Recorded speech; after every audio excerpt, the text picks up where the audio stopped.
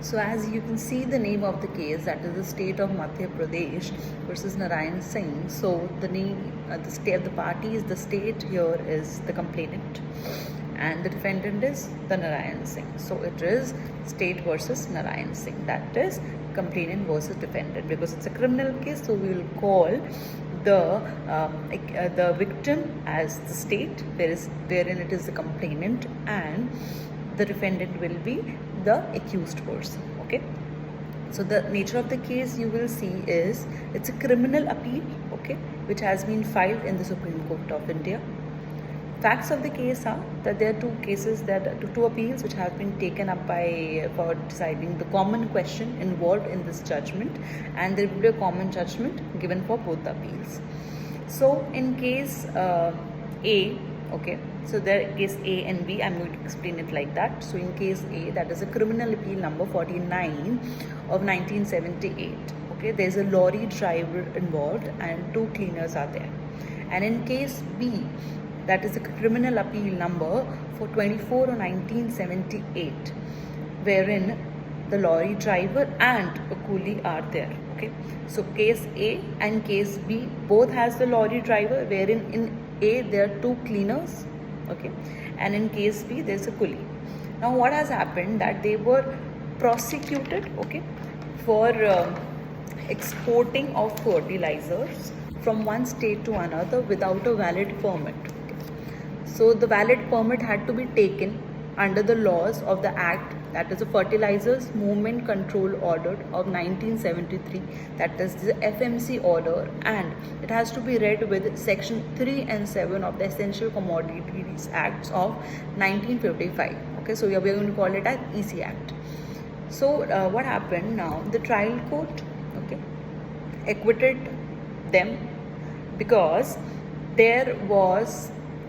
although there was no permit, but the trial court said that they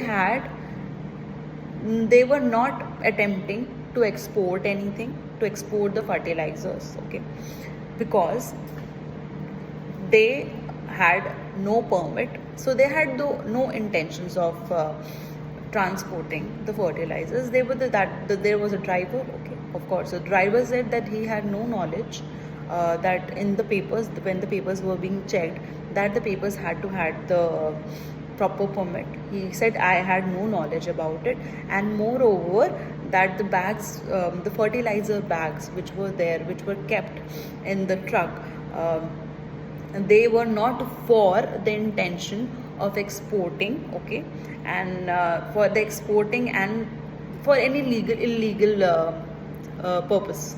So there was no such intention, no, okay. So mens rea is the intention basically. So he said that he had no mens rea, okay. Now the state, that is the complainant, of we can call it as prosecution also, then filed an appeal against the order of the acquittal by the trial court, okay. The appeal was of course filed at the High Court. Now what High Court did is, High Court declined to grant the special leave. Hence the state filed the special leave, okay, petition in the Supreme Court. Trial court gave the order in favor of the accused. Now the High Court also favored the accused, okay. It declined the special leave of the state. State is what? State here is the complainant party.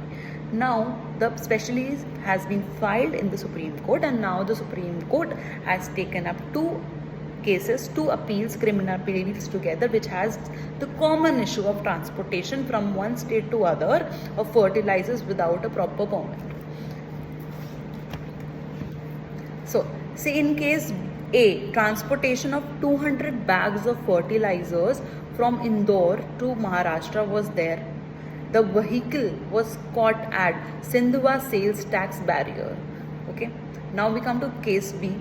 Transportation of 170 fertilizers bags were there from Indore to Maharashtra, and the vehicle was caught at the same barrier point, that is the Sindhwa sales tax barrier point, right? Now in both the cases there were the invoices of bags were there. So you see when the papers were being checked by the sales tax barrier, okay, so there were invoices of the fertilizer bags, but there was no permit from interstate transportation. Basically, there were bags, fertilizer bags. There were the bills also, but there was no permit. Now, the issue which Supreme Court has taken up is that the issue one framed is as whether the prosecution must prove mens rea, that is the intention, on the part of the accused in exporting the fertilizer bags from one state to another without a permit for securing their conviction. Okay, that means the state, whether the state, okay, prosecution is the state, whether the state has to prove, okay, that there were the export of the fertilizers bags from one state to another, okay, for the without any permit, for making sure that these people are convicted. Okay, now the second point is, the second issue which has been taken up, has been formed by the Supreme Court, is whether the evidence on record established only preparation by accused for effecting export of fertilizer bags without permit and not an attempt to export bag. So basically the second issue which has been formed, that is that there was only the preparation and not an attempt. Okay, they were only preparing to do something like that, to transport from one state to another, but in actual there was no attempt. Now these two are the issues, and now we will see in the decision that with what reasoning the Supreme Court has given its decision, whether in favor of the accused or it has convicted the accused. Okay, so section 7 clause 1 includes act done without mens rea. That means the act without intention has been done. Intention not compulsorily here under the act. So intention should not be the compulsory ingredient while attempting to make such an act of transportation from one state to another. They did not have any permit, and that is sufficient to hold them guilty of offence. The concept of strict liability is applied here. Okay, so contravention will be there if the act is done whether knowingly, intentionally or otherwise. So if you see the order of the trial court and high court, the third part of this would follow, that we here in the present case, in both the cases, case A and B, we would fall into the category of otherwise, the act which is done knowingly, okay, that you know that you're doing it, intentionally, that your intention is there to commit such a crime, and the third is otherwise also. Otherwise means that you may or you may not have the intention. So the act, now you clearly see that the act which has been done by, in the case under for the transportation, it comes under otherwise category. So of course there is an offence committed. So in the preceding case, judgment of Swastik Oil Industries, it was held that accused had to prove, okay, beyond the doubt that he had no mens rea. That means the accused, it is the responsibility of the accused that he has to prove that there, beyond doubt, that there should be no doubt included at all, that he had no intention. So by all the evidence and with all maximum evidence and with all the pressure and with all anything he could gather, it is the responsibility of the accused that he has to prove his case beyond any doubt. But when you come upon the judgment of the trial court and high court, then you would observe that they had put the liability of proving the case on the prosecution, that is the complainant. But now the Supreme Court here is saying, while the Supreme Court is going through the precedents, it is clearly saying that no, it is the responsibility of the accused. He has to prove that it is beyond any reasonable doubt.